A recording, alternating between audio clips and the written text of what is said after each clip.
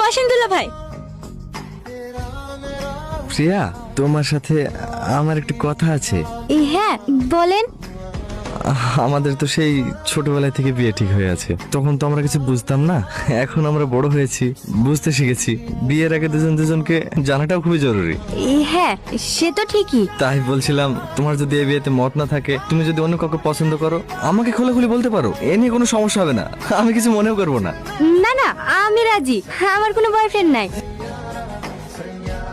আমাকে পছন্দ তোমার? হ্যাঁ পছন্দ হবে না কেন? আপনি এত সুন্দর দেখতে, আপনি অনেক স্মার্ট, আমার খুব ভালো লাগে আপনাকে। তোমার জন্য ছোট্ট উপহার। কই দেখি। আসছি। বাবা ব্লু ডায়মন্ড।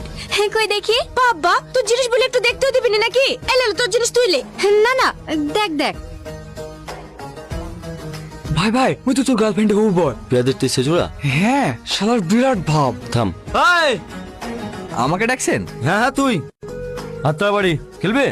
আমি? কেন, ভয় লাগছে নাকি? এ ওঠ, বস। না না ভাই, আমি খেলবো না, তোমরা খেলো। আরে খেলো না।